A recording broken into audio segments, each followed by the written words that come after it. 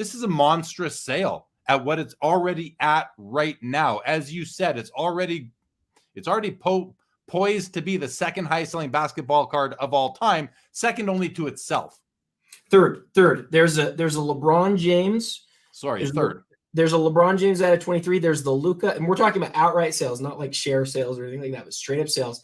It's the third biggest sale of all time if it sells at what it's at right now.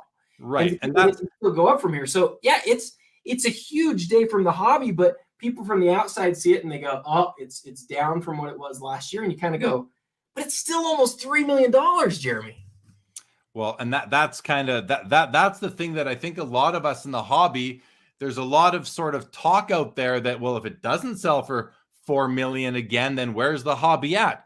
Let's take a step back, everyone, and let's just think about maybe, we recognize that the peak in 2021 was excessive. And now we're at a point where we're trying to find where the hobby is. Nobody is sure right now where things are going to settle. Where's the bottom?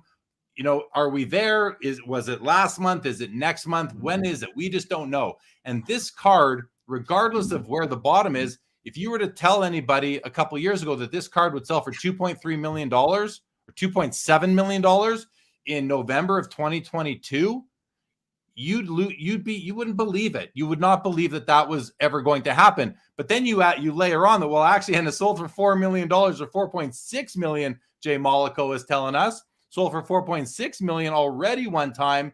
You might think we've lost our minds, but that's where we're at. And right now, even though 2.3 million plus buyer's premium is less than where it was last time, it's still an extraordinary amount of money for a modern sports card. I mean, even a vintage sports card, but we're seeing those sell for good money too, obviously. So people are going to react that the sky is falling if it's not near 4 million, but prices were crazy bloated then, and it's already going to sell for a very, very healthy price without more bids. I 100% agree with that comment. And if people are going to react that the sky is falling,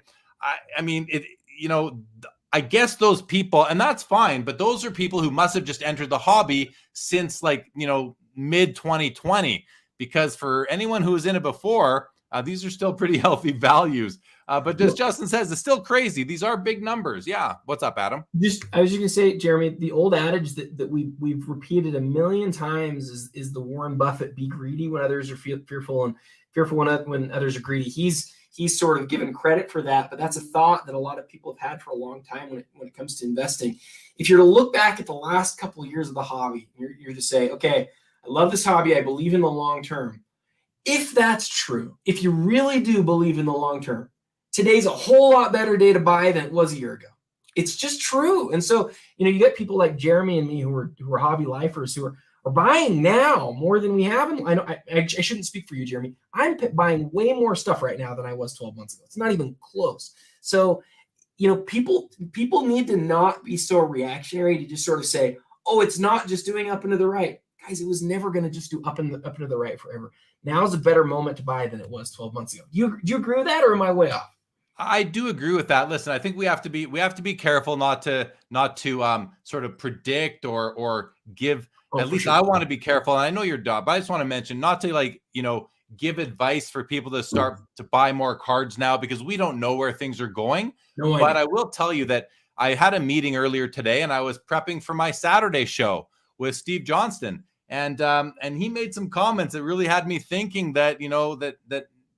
And listen, I'm cautious when I say this because of this platform. We have lots of people here with us, but he laid down some pretty good rationale to me. For me, at least, it made sense to me as to why now is a good time to be buying certain things, not all things, but certain things. So, but if the market continues to fall, then we're wrong, or he's wrong, and I'm wrong for believing or understanding what he was saying. That said, to your point though, Adam, we are lifers. I'm always buying. I don't care where the market is. I'm always buying cards I want, especially cards that I can't find on a regular basis.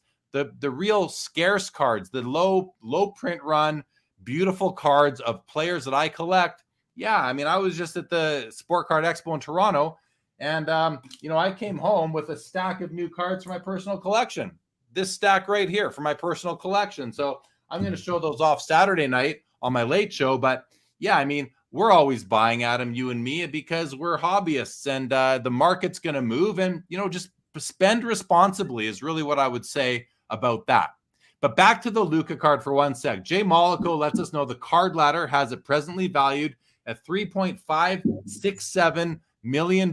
So, you know, according to their predictive technology, it has a ways to go tonight, and perhaps it will.